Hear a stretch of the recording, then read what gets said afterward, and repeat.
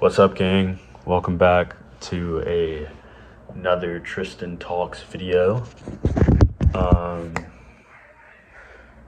Tristan has been very busy researching stuff, trying to figure out what to talk about on this platform.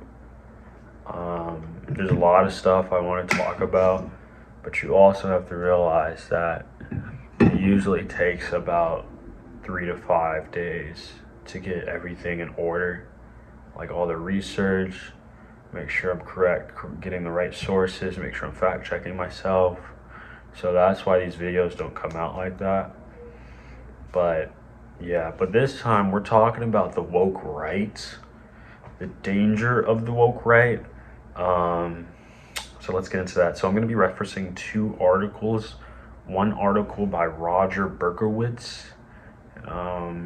And then this article basically says is that, well, on Donald Trump's campaign, he basically mentioned that he wants to end political correctness and restore free speech, which basically means what it says. But like, as you can see what he's doing in office and like with all the websites, the White House website, you can't find certain things such as, like, they take out certain words such as equity, transgender, anti-racist, multicultural from federal websites. The big word DEI, but it's basically like it is government censorship, and it's like the right wing version of wokeness, where officials are feared, like government officials are feared of using the wrong language. So we're going to talk about government censorship versus private policing. So in the article, he references this guy named Williams. I don't remember his first name, but Williams argues that it's far more dangerous when the government dictates what words can be used rather than private actors doing so. And what does that mean? Rather than like private entities saying you can't say certain things, rather than the federal government itself taking charge and saying you can't say certain things about the current administration, or you can't use certain words, or you'll get your show off the platforms and stuff like that. I mean, Jimmy Kimmel, for example, Joy Reid, for example, they use this type of like top-down language called illiberal, which basically means like it's opposed to liberal principles. Like restricting freedom of thought or behavior is basically what illiberal means, and that's basically the idea of right-wing wokeness, if you understand what I'm saying. There's this term called the mirror effect, where the right-wing anti-woke movement now mimics the behavior of the woke left, and creating like its own word purity tests and canceling culture. They're instilling their own idea of cancel culture. But we must remember that no matter what political side is doing it, it is wrong to have the government enforce what you can say and what you cannot say. That it's very wrong no matter who's doing it. It just so happens that the current administration is doing it very clearly for us to see. We're going to talk about another like identity and victimhood policies of the right. So right-wing people have this identity of like victimhood, like we are the victims, which, as we can go back to years of history, the oppression does not inflict upon the right or the white. Kind of makes sense. Sorry, but Kevin DeYoung we call it right-wing wokeism, which is basically what I'm talking about. But it reframes this idea that white and male conservatives, as in the oppressed class, which, as I said before, if we look at the history, that is not the case. This shift like turns traditional conservative identity and one centered around grievance and resentment. Like, I don't really have to explain that because I think you know what it means. Basic common knowledge. But they also warn that the woke right also will extend culture wars instead of resolving them. Do you feel what I'm saying? Not play. The more each side tries to control speech and claim victimhood, the further society drifts from genuine free expression. So that basically means, like, if you deem words or sayings as what's the word, as oppressive, or you're getting a certain type of victimhood from it, the best way of countering that, the worst way of countering that, is banning those words or having government censorship around those words. And just having government censorship around those words.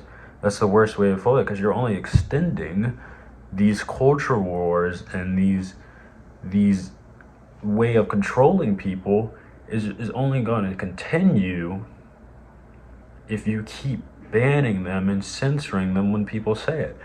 We have to fight confrontation with confrontation.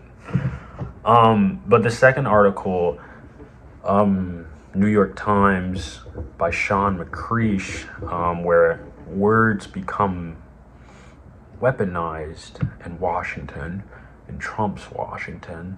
We're going to be talking a lot about doublespeak and contradiction, which,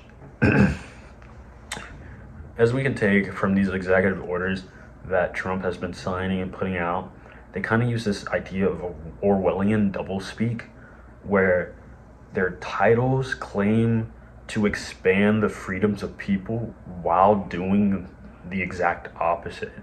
Some examples is like ending the weaponization of the federal government, whereas he's actually weaponizing the government against itself.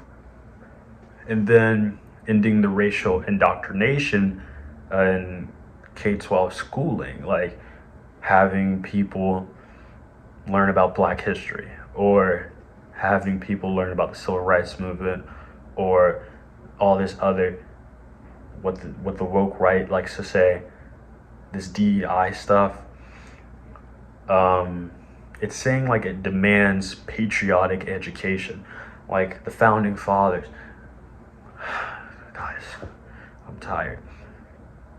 But that's not patriotic education. If you want to learn the real history, and if you want to learn how to move forward, you have to understand the whole picture. And it's gonna take a while. I still don't understand the whole picture, and I'm trying to understand the whole picture. That's why I make these videos.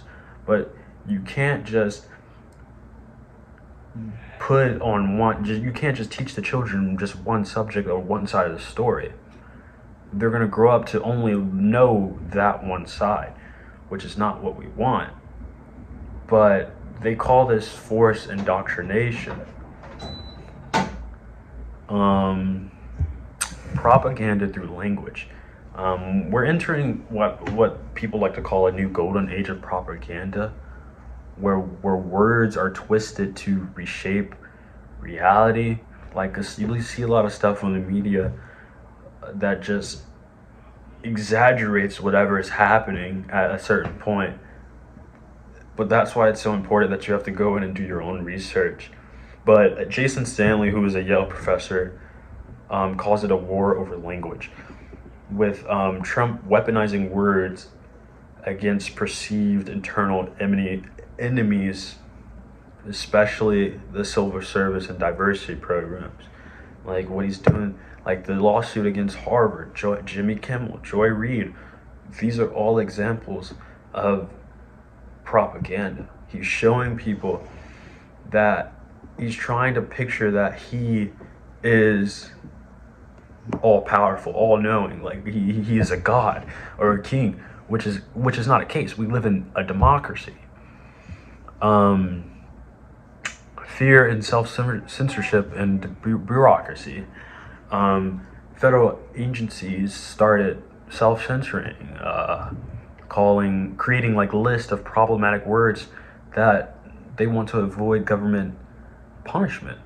Like if you mention DEI and you work in the government, like why do they have to fear that they'll have government punishment? But I digress. This like control, this linguistic control just spreads anxiety and just like reinforces like loyalty to the Trump narrative, which I'm only here to help you think. I'm not here to teach you how to think or tell you how to think. So yeah.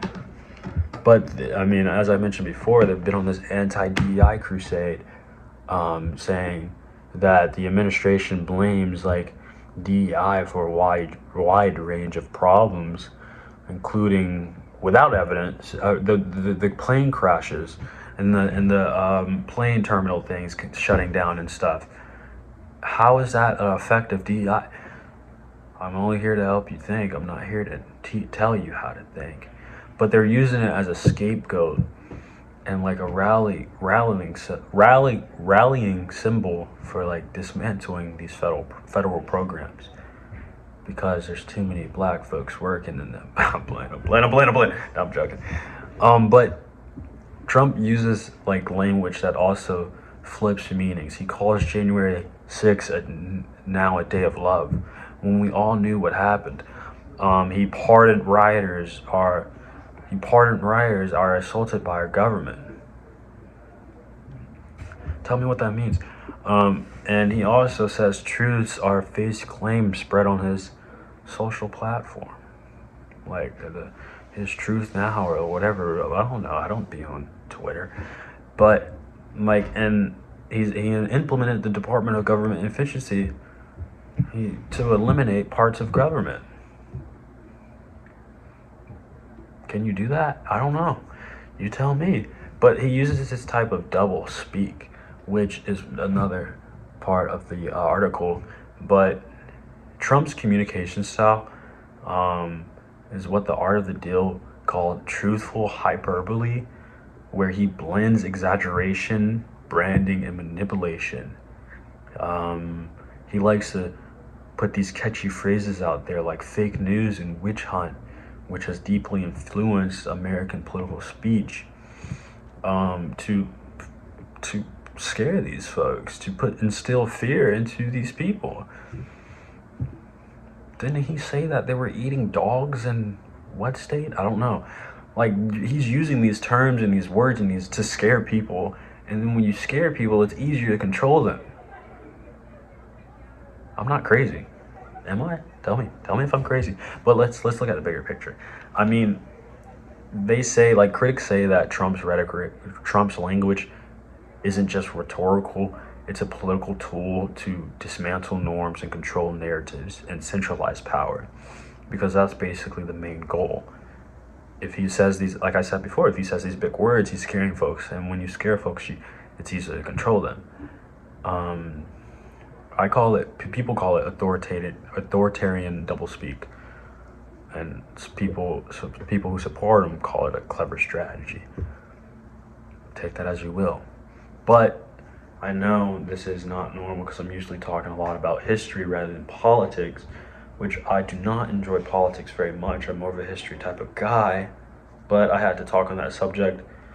I will try to get a video out every 2 weeks, I think, but it's hard work. It takes a while to find what you want to talk about, research about it, find the sources, blah blah blah, edit it, blah blah blah blah blah. But I'm not making any excuses. But I'll see y'all later. Enjoy your week. Peace.